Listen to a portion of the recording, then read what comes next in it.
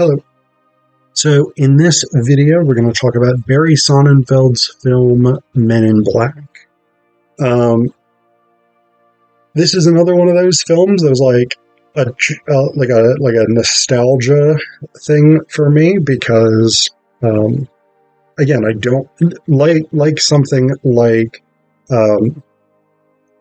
the Godzilla film from '98 or whatever it is. Like, I don't remember whether I saw it in theaters, but I definitely watched this film as a kid, and yeah, it's an interesting movie.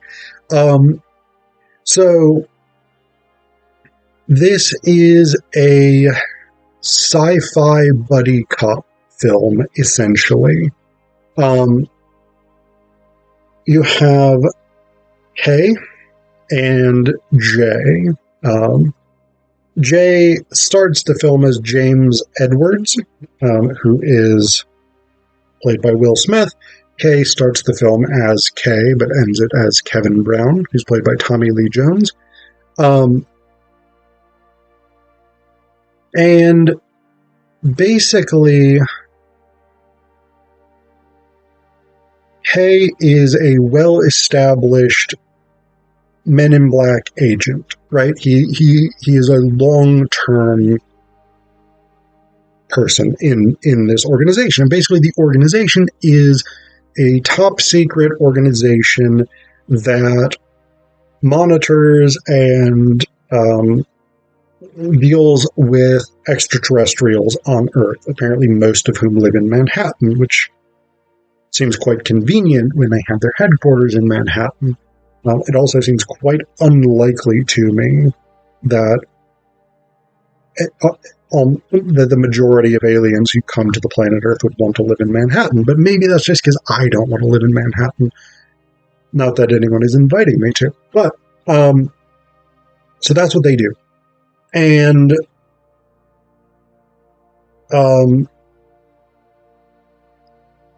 his partner, B, who's even older. So Kay was there at the beginning of this program, basically. He essentially seems to have gotten lost on a back road in 1961 when the Men in Black made first contact with a group of aliens who wanted to use the Earth as basically sort of neutral refugees planet.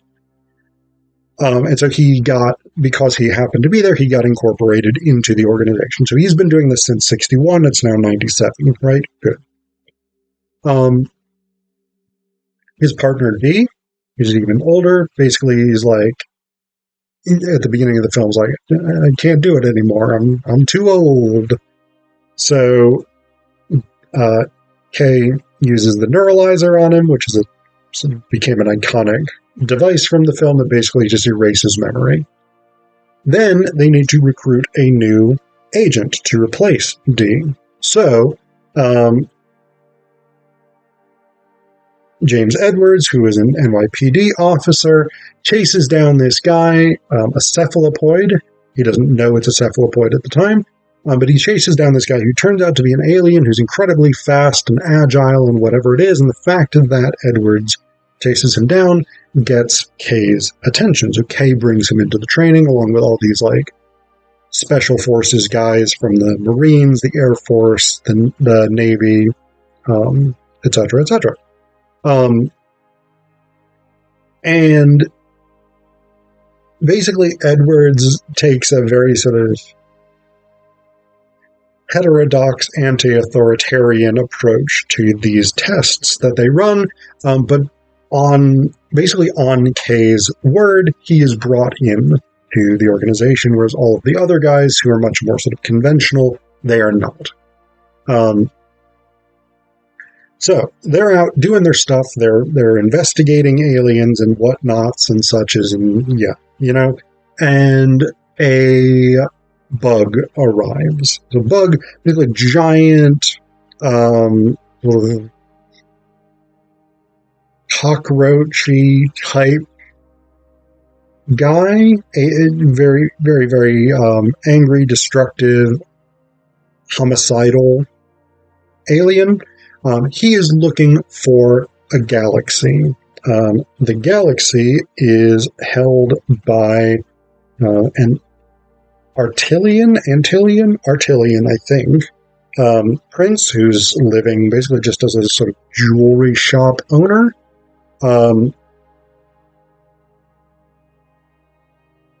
Bug is played by Vince D'Onofrio in his human form, and it's actually a strikingly bizarre performance by D'Onofrio, who's incredibly good. I actually really like Vince D'Onofrio as an actor because of his versatility.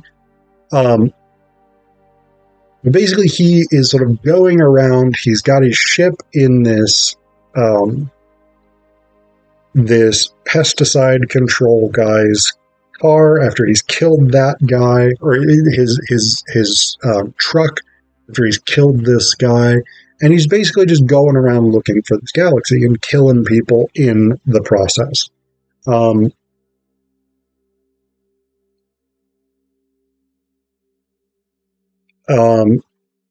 Hay is attempting to sort of figure out where he is and stop him. Jay's going along, and he's like learning the ropes as he's doing this.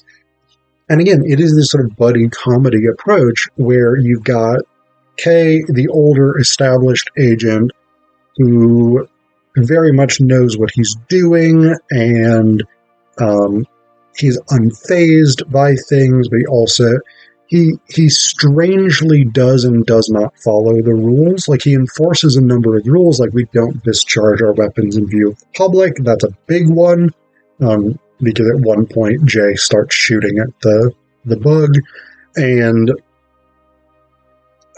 there are various, obviously, reasons for this if you have an ultra top secret organization. But then you've got Jay, who is much more like street smart and like cool and hip. He's Will Smith in the 90s, so, you know.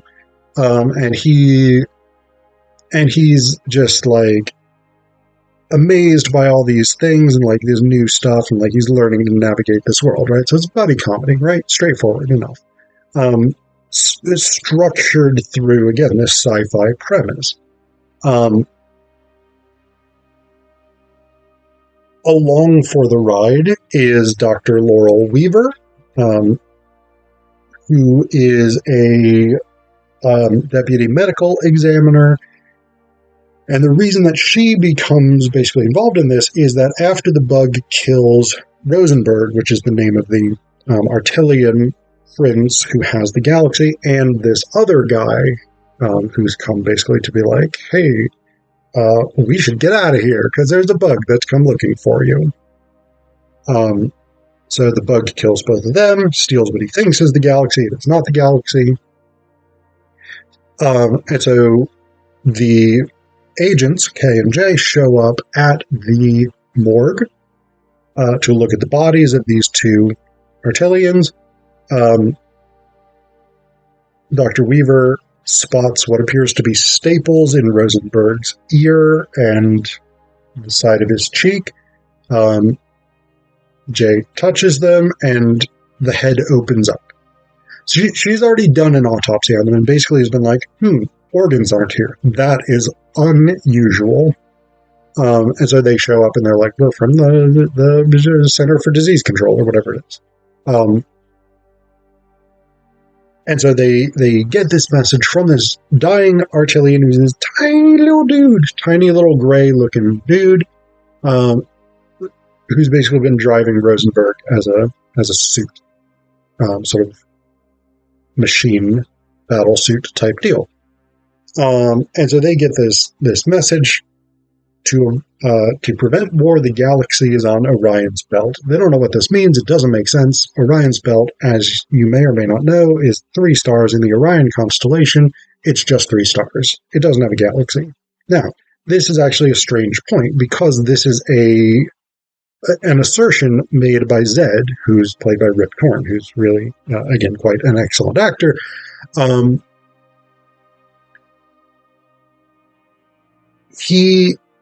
He's the sort of head of MIB, it seems. So he makes the claim the galaxy consists of hundreds of millions of stars. It cannot be on Orion's belt because Orion's belt is just 3 stars. This is a striking argument because what it turns out is that the dying Artilian was not talking about Orion's belt, the constellation. It might actually be more properly called Orion's collar, because his cat, whom he loved, cool, medal for him, love a cat guy. His cat is named Orion, and Orion comes into the morgue with the dead body and is just sort of running around the morgue. Apparently, Dr. Weaver is just like, whatever, there's a cat here. I am not at all concerned about that. Not a problem. No professional issues. No hygiene issues. Whatever. I've never been in a morgue. Never spent much time there, so I don't know whether that's a real concern for them or not. I've never had a cat in a morgue. But anyway, so the cat has a bauble on its collar, and that contains the galaxy. Now, this is an interesting point, because if the reason for dismissing that the galaxy was on Orion's belt was that it's 3 stars, you can't have a galaxy on it. You have a galaxy on the planet Earth, which is not even a star. It is a planet. It's not even as... I guess I don't know that all stars are bigger than planets, but I think planet Earth is not a super large planet as planets go. Correct me if I'm wrong in the comments. It's not my field. But the whole sort of logic of it can't be on Orion's belt because it's too big is just completely abandoned when the galaxy is on Earth, right? That now means it could if it's that big, it could very, very easily be on any of the 3 stars of Orion's belt. The argument is gone. The film doesn't care about that. It's totally irrelevant to the logic and the progress of the movie. So they're going along. They're trying to find this thing. They only realize fairly late that Orion is the name of the cat, and the belt is actually the collar. So they go back to the morgue. The bug has already gone there, trying to get the thing because the bug realized that basically he did the same thing that they did, where he broke into Rosenberg's jewelry store looking for the galaxy, noticed the picture of the cat with the name tag on it, with the embroidered collar or whatever it is, jeweled collar saying Orion, and it fucking put that shit together, right? So he goes back to the morgue to try and get the cat. The agents go. They follow him to the morgue to try and get the cat before him. They're unsuccessful. The bug gets the galaxy, but they get his ship, and he attempts to make his way off the planet, going to the New York State Pavilion. Basically, the shtick is that in the 60s, the MIB hid flying saucers there during the 1964 World's Fair to disguise the landing of these saucers. And so the bug is trying to use them to get off the planet. They need to prevent him. There's a whole big fight scene. The bug swallows their guns, and Kay is like, I'm going to go get my gun back. So he gets himself eaten by the bug. Jay has to physically fight this giant thing, and he's throwing rocks at it, and he ends up stepping on a bunch of cockroaches from a trash dumpster, and that really upsets the bug, and this whole thing. And it's a very sort of fun action sci-fi climax of the film, right?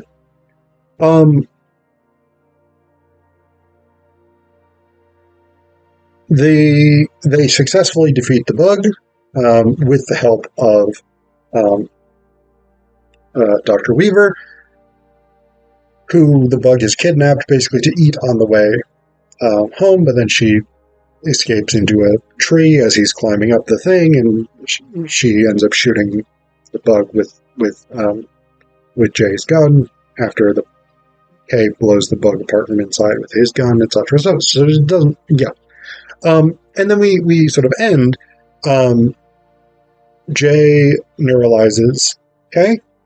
He erases his entire memory of having been in the MIB, and we end with K and now L, Dr. Laurel Weaver, who's become the latest recruit of Men in Black. We end basically with them getting a hot dog and going off to do more alien-related stuff. And what I find most striking about this is that Will Smith is now no longer in the standard plain black suit. He's in a sort of black lapel-less jacket, black pants, whatever it is, and he's got a little sort of collarless jacket that almost looks, it's almost got like a stylized priest collar, and L is in a very much sort of like snazzier type black suit. And the reason that I bring this up, it's not that important to the film, and I don't think it's that important in terms of the overall franchise, but it really does undercut the whole idea of the Men in Black, which is you will wear these standard plain suits so that you are not in any way distinguishable. And I just like that the film ends by just abandoning that premise.